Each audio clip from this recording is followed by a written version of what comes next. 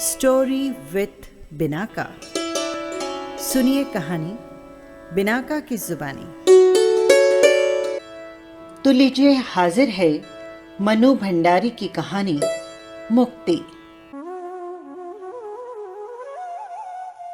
और अंततः ब्रह्म मुहूर्त में बाबूजी ने आखिरी सांस ली।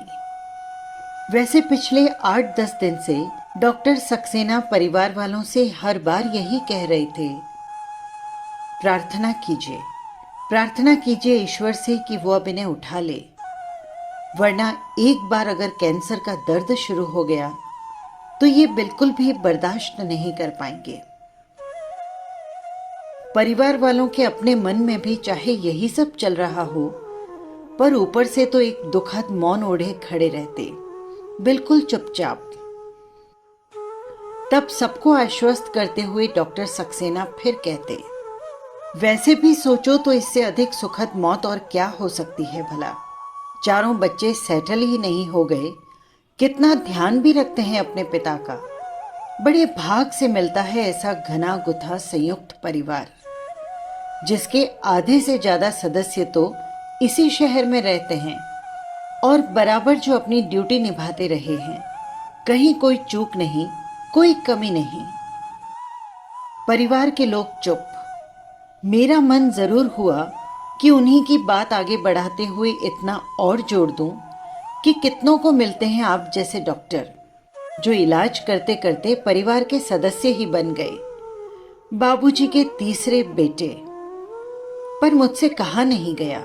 मैं भी परिवार वालों की तरह चुपचाप ही खड़ी रही। और सबसे बड़ी बात तो ये कि कितनों को नसीब होती है ऐसी सेवा करने वाली पत्नी।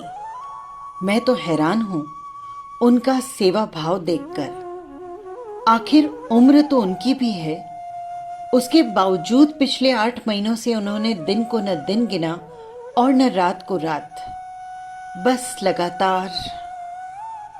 और बिना वाक्य पूरा किए ही मुड़कर वे जाने लगते। पता नहीं क्यों मुझे लगता जैसे वे मुड़ते ही अम्मा के सेवा भाव के प्रति कहीं नतमस्तक हुए हों। और मैं सोचती कि चलो कम से कम एक आदमी तो है जिसके मन में अम्मा के प्रति, रात दिन की सेवा के प्रति थोड़ा सम्मान है। वरना परिवार के लोगों ने तो इस ओर ध्यान देना ही छोड़ दिया। बस जैसे वो करती हैं तो करती हैं। किसी ने इसे इनके फर्ज के खाते में डाल दिया, तो किसी ने उनके स्वभाव के खाते में, तो किसी ने उनकी दिनचर्या के खाते में। सबके ध्यान के केंद्र में रहे तो केवल बीमार बाबूजी। स्वाभाविक भी था, बीमारी भी तो क्या थी, एक तरह से मौत का पैगाम। हाँ, मुझे जरूर ये चिंता सताती रहती कि बिना समय पर खाए, बिना पूरी नींद सोए, बिना थोड़ा सा भी आराम किए जिस तरह अम्मा रात दिन लगी रहती है, कहीं वे बीमार न पड़ जाएं। वरना कौन भला देखभाल कर सकेगा बाबूजी की इस तरह से। बाबू दिन भर एक खास तेल से छाती पर मालिश करवाते, तो कभी कभी तो पूरी रात रात पैर दबवाते थे। मैं सोचती कि बाबू को क्या एक बार भी ख्याल नहीं आता कि अम्मा भी तो थक जाती होंगी, रात में उन्हें भी तो नींद की जरूरत होती होगी, या दिन में समय पर खाना खाने की। पर नहीं, बाबू को इन सब का शायद कभी ख्याल भी नहीं आता था। उनके लिए तो अपनी बीमारी और अपनी तीमारदारी ही सबसे महत्वपूर्ण थी। और इस हालत में अम्मा से सेवा करवाना वे अपना अधिकार समझते थे, तो इसी तरह सेवा करना अम्मा का फर्ज। कई बार तो अम्मा को थोड़ी सी राहत देने के इरादे से मैं कहती कि बाबू लाइए मैं मालिश कर देती हूँ, 4 बज रहे हैं, अम्मा खाना खाने चले जाएं। तो बाबू मेरा हाथ झटक कर कहते, रहने दो, नहीं करवानी मुझे मालिश। और इस उत्तर के साथ ही उनके ललाट पर पड़ी सलवटों को देखकर न तो फिर अम्मा के हाथ रुकते और न ही पैर उठते। इसके बाद तो मैंने भी कहना छोड़ ही दिया। 3 महीने पहले बाबू को जब नर्सिंग होम में शिफ्ट किया तो जरूर मैंने थोड़ी सी राहत की सांस ली। सोचा अब तो उनकी देखभाल का थोड़ा बोझ नर्स भी उठाया करेगी। अम्मा को थोड़ी राहत तो मिलेगी, पर नहीं, नर्स से तो केवल बाबू दवाइयाँ खाते या बीपी चेक करवाते, बाकी सारी सेवा चाकरी तो अम्मा के ही जिम्मे रही। अम्मा रात दिन बाबू के साथ नर्सिंग होम में ही रहती और मालिश और पैर दबाने का काम भी पहले की ही तरह चलता रहता। हाँ, डॉक्टर सक्सेना की विशेष सिफारिश पर रात में कभी कोई ज़रूरत पड़ जाए तो अम्मा के साथ रहने के लिए परिवार का कोई न कोई सदस्य आता रहता। कल रात 9 बजे के करीब हम लोग खाना खाकर उठे ही थे कि फोन की घंटी बजी। मैंने फोन उठाया तो बड़े चाचा थे। उन्होंने कहा, छोटी, भैया की पहले आवाज गई और फिर थोड़ी देर के बाद वे बेहोश हो गए। डॉक्टर सक्सेना को बुलाया है। उन्होंने आकर अच्छी तरह देखा और फिर कमरे से बाहर आकर इतना ही कहा, बस समझिए कुछ ही घंटों की बात है, आप फोन करके अपने बच्चों को बुला लीजिए। फिर उन्होंने नर्स को कुछ आदेश दिए और चले गए। सो देख, तू फोन करके शिवम को कह दे कि सवेरे की पहली फ्लाइट पकड़कर आ जाए। लखनऊ फोन करके बड़ी दीदी को भी कह देना कि वो जल्दी से जल्दी पहुंचे। अमेरिका से नमन का आना तो मुश्किल है, पर सूचना तो तू उसे भी दे ही दे। और सुन, फोन करके तू नर्सिंग होम आ जाना, मैं बाहर निकलूंगा, सारी व्यवस्था भी तो करनी है। सुना तो मैं ज्यों का त्यों सिर थाम कर बैठ गई। बिना बताए ही रवि जैसे सब कुछ समझ गए। स्नेह से मेरे कंधे पर हाथ रखकर पूछा, नर्सिंग होम चलना है? मैंने धीरे से गर्दन हिलाकर अपनी स्वीकृति दी तो रवि ने पूछा, क्या कहा चाचा जी ने? क्या बाबू बेहोश हो गए हैं और डॉक्टर साहब ने अच्छी तरह देखने के बाद कहा कि बस कुछ ही घंटों की बात और है, परिवार वालों को खबर दो। यानी कि अब बाबू। और मेरी आवाज रुंध गई।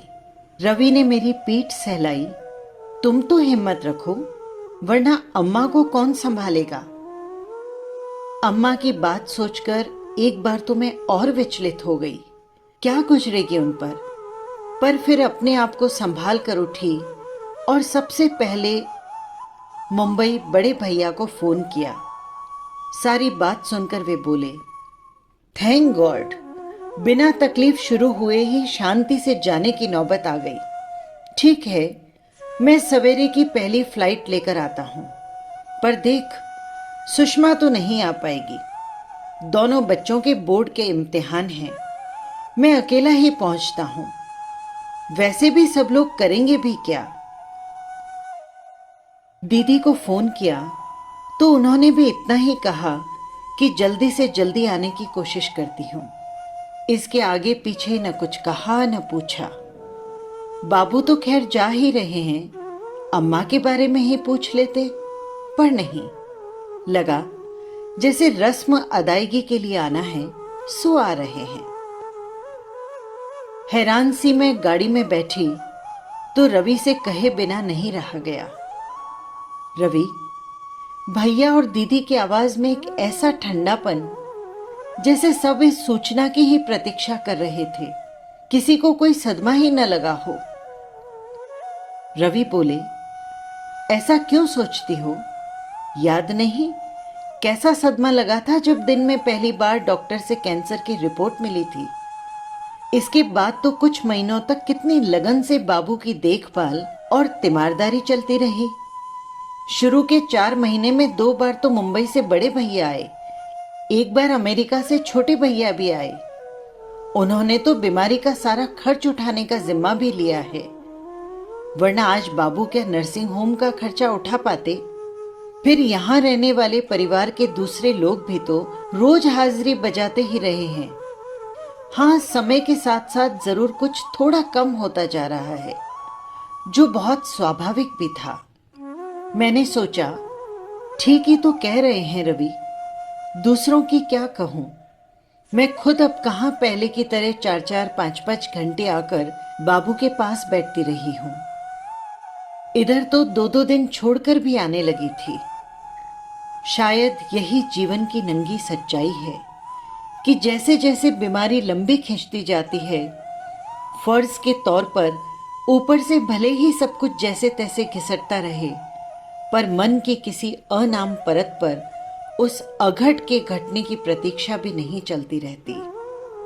शायद इसीलिए मौत की सूचना ने सदमा नहीं, राहत ही पहुंचाई सबको। फिर भी कम से कम मेरे मन में चलने वाली हर बात, हर सोच को अच्छी तरह समझने वाले रवि एक हाथ से मेरी पीठ सहलाने लगा। Relax Shivani, relax. इस समय सब बातों से ध्यान हटाकर तुम केवल अम्मा की सोचो।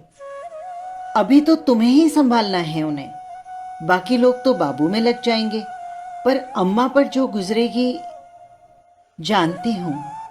लंबी बीमारी ने जहां अंतरंग से अंतरंग संबंधों के तार भी रेशे रेशे करके बिखेर दिए, वहां एक अम्मा ही तो जुड़ी रही उनसे। उतने ही लगाव, उतनी ही निष्ठा के साथ रात दिन सेवा करती रही उनकी। कितनी अकेली हो जाएंगी वो, कैसे झेलेंगी इस सदमे को। गाड़ी रुकी तो लगा, अरे नर्सिंग होम आ ही गया। समझ ही नहीं पा रही थी कि कैसे सामना करूं अम्मा का। जैसे तैसे हिम्मत जुटाकर ऊपर चढ़ी तो हैरान, अम्मा वैसे ही बाबू के पैर दबा रही थी। मुझे देखते ही बोली, अरे छोटी, तू कैसे आई इस वक्त। मैं समझ गई कि चाचा अम्मा को बिना बताए ही बाहर निकल गए हैं। मैंने भी अपने को भरकस सहज बनाकर ही जवाब दिया, चाचा का फोन आया था अम्मा, उन्हें किसी जरूरी काम से जाना था, सो उन्होंने मुझे तुम्हारे पास आकर बैठने को कहा, तो मैं आ गई। अम्मा का सामना करना मुश्किल लग रहा था, सो मैं यूं ही मुड़ गई। सामने टिफिन दिखाई दिया तो पूछ बैठी, अम्मा 12 बजे तुम्हारे लिए जो खाना भिजवाया था, खाया या हमेशा की तरह टिफिन में ही पड़ा है।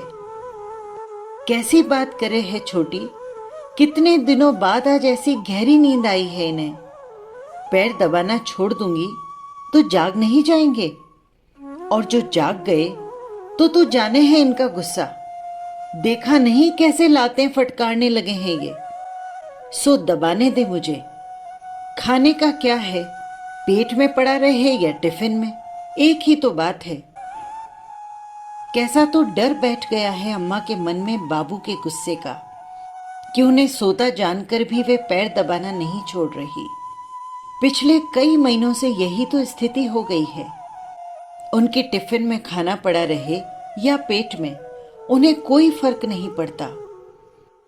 और इन सबके लिए उन्होंने न कभी कोई किसी से शिकायत की और न गुस्सा। गुस्सा करे भी तो किस पर। गुस्सा करना नहीं, बस जैसे गुस्सा झेलना ही उनकी नियति बन गई हो। आश्चर्य तो मुझे इस बात पर हो रहा था कि इतनी अनुभवी अम्मा को क्या ये बिल्कुल पता नहीं चल रहा कि बाबू गहरी नींद में नहीं बल्कि बेहोशी की हालत में पड़े हुए हैं। क्या 8 महीने की लंबी बीमारी ने भूख और नींद के साथ साथ इनकी सारी इंद्रियों को भी सुन्न कर दिया है। एक तरफ तो कुछ घंटों के बाद बाबूजी के साथ जो होने जा रहा है उसकी तकलीफ, अम्मा पर होने वाली उसकी प्रतिक्रिया की कल्पना, और दूसरी तरफ सहज बने रहने का नाटक। अजीब हालात से गुजर रही थी मैं। सवेरे ठीक 5 बजे बाबू ने आखिरी सांस ली। आने के कुछ देर बाद ही नर्स ने मुझे बुलाकर कहा कि वे यदि बार बार अंदर जाएंगी तो अम्मा को शक होगा और वे अभी से रोना धोना शुरू कर देंगी। इसीलिए मैं ही थोड़ी थोड़ी देर बाद बाबू की सांस का अंदाजा लेती रहूं। और मैं बाबू के सिर पर हाथ फेरने के बहाने ये काम करती रही। कोई 5-7 मिनट पहले ही उनकी उखड़ी उखड़ी सांस को देखकर मैं ही नर्स को बुलाकर लाई। नर्स थोड़ी देर तक पल्स पर हाथ रखे खड़ी रही, फिर उसने धीरे से बाबू के पैरों से अम्मा के हाथ हटाए।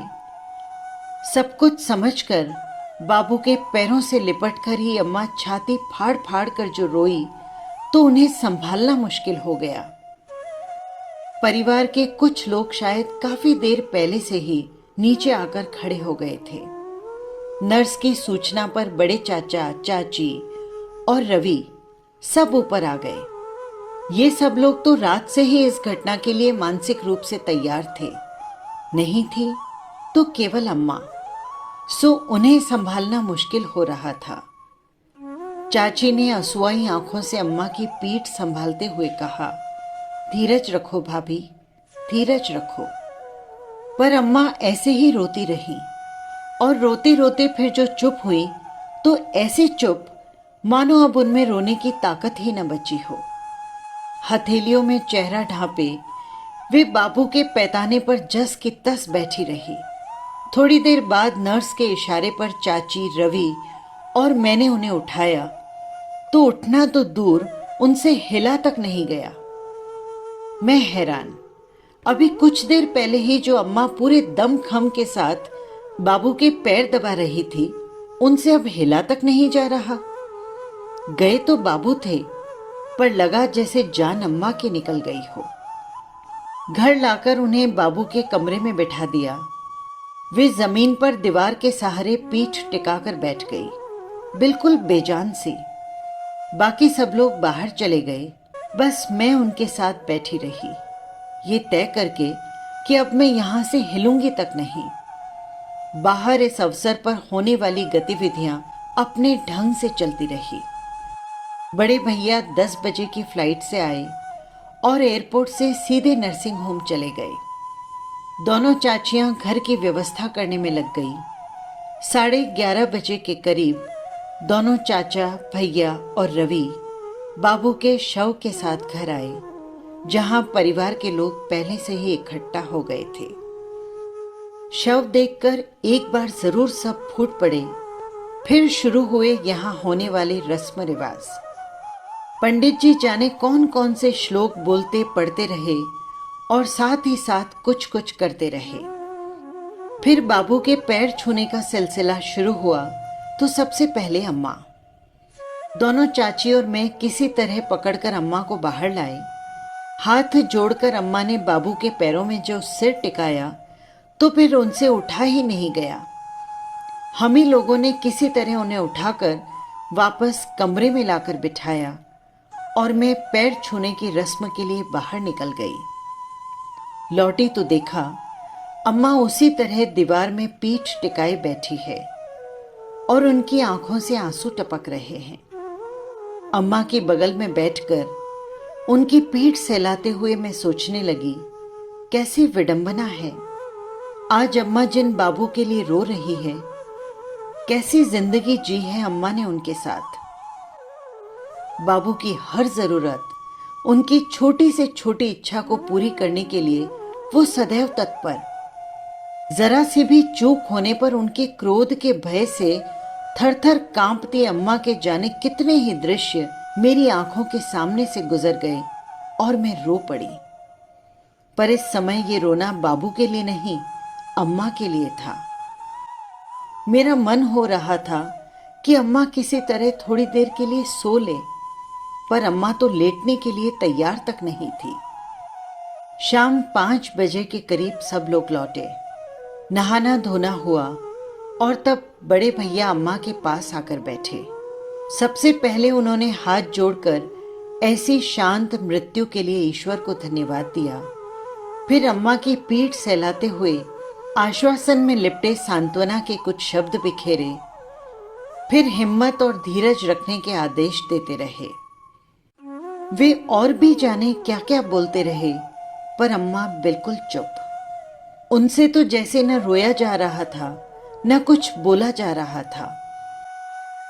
देर शाम की गाड़ी से दीदी आई। जोर जोर से रोते हुए अम्मा के कमरे में घुसी।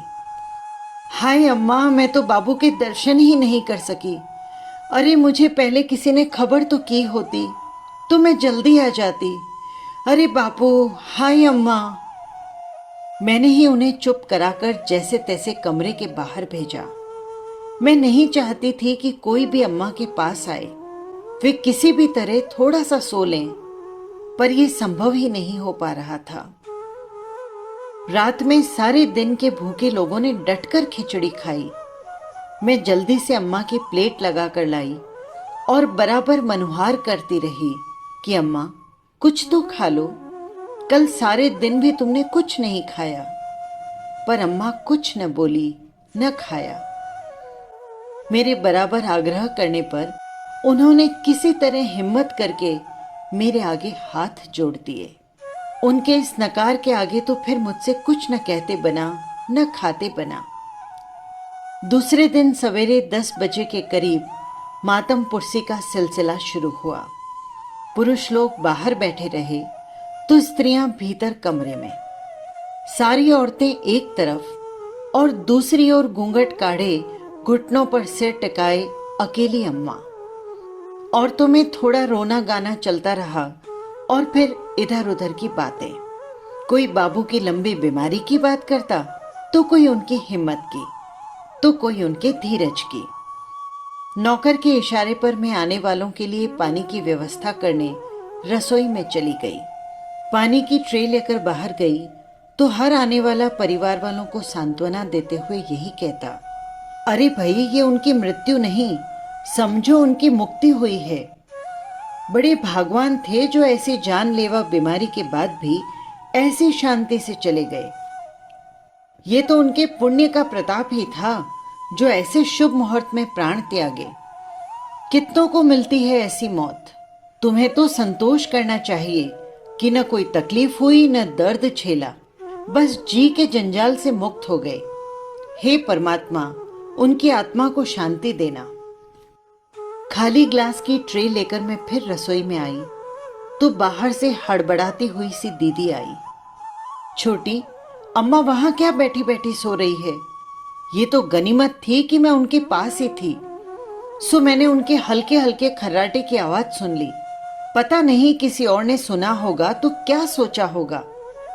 उस समय तो मैंने जरा पास सरका कर उन्हें जगा दिया, पर उनसे तो जैसे नींद के मारे बैठा ही नहीं जा रहा। तू चलकर बैठ उनके पास, और हाँ, तू संभाल ले, वरना फिर कहीं अम्मा सो रही है। मैंने तुरंत ट्रे रखी और कमरे में आई। वहीं बैठी छोटी भाभी को इशारे से बुलाया और उनकी मदद से पास वाले कमरे में लाकर उन्हें पलंग पर सुला दिया और धीरे धीरे उनका सिर थपकाने लगी। देखते ही देखते वे सचमुच ही सो गई, शायद एक गहरी नींद में। थोड़ी ही देर में फिर दीदी आई और ये दृश्य देखकर हैरान भन्ना कर बोली, ये क्या? तूने तो उन्हें यहां लाकर सुला दिया और ये सो भी गई। हद है भाई, बाहर तो औरतें इनके मातम में शिरकत करने आई हैं और ये यहां मजे से सो रही हैं। कल बाबू गुजरे और आज ही ऐसी। दीदी, मैंने उन्हें वाक्य पूरा करने ही नहीं दिया। आप नहीं जानती, पर मैं जानती हूं। मैंने देखा है इन 8 महीनों में कितने बिन खाए दिन और कितनी अनसोई रातें गुजारी है अम्मा ने। आप तो खैर लखनऊ में बैठी थी, पर जो यहां रहते हैं, जिन्होंने देखा है ये सब, उन्होंने भी कभी ध्यान नहीं दिया अम्मा पर। और तो और, रात दिन जिन बाबू की सेवा में लगी रहती थी, उन्होंने भी कभी नहीं सोचा कि वे आखिर थकती भी होंगी। नहीं, बस जरा सी चूक होने पर कितना गुस्साते थे कि अम्मा थरथरा जाती थी। दीदी, समझ लीजिए कि इन 8 महीनों में पूरी तरह निचुड़ गई है अम्मा। आज न उनमें बैठने की हिम्मत है, न रोने की। परिवार की सारी औरतें तो बैठी हैं ना बाहर। आप भी जाकर बाहर बैठिए। कह दीजिए उनसे कि अम्मा की तबीयत खराब हो गई है और वे बैठने की हालत में नहीं हैं। मेरी बात, मेरे तेवर देखने के बाद दीदी से फिर कुछ भी नहीं कहते बना। बस इतना ही कहा, हम तो बैठ ही जाएंगे पर, और वे निकल गईं। मैंने उठकर दरवाजा बंद कर दिया और दूसरी ओर से खिड़की खोल दी जो बाहर की ओर खुलती थी। खिड़की खोलते ही बाहर से आवाज आई, ये दुख की नहीं, तसल्ली की बात है बेटा। याद नहीं डॉक्टर साहब ने क्या कहा था? भगवान ने आखिर इन्हें समय पर ही मुक्त कर दिया। मैंने घूमकर अम्मा की ओर देखा कि इन आवाजों से वे कहीं जाग न जाएं, पर नहीं, वे उतनी ही गहरी नींद सो रही थी, एकदम निश्चिंत। बस यही थी कहानी। फिर मिलेंगे किसी नई कहानी के साथ। नमस्कार।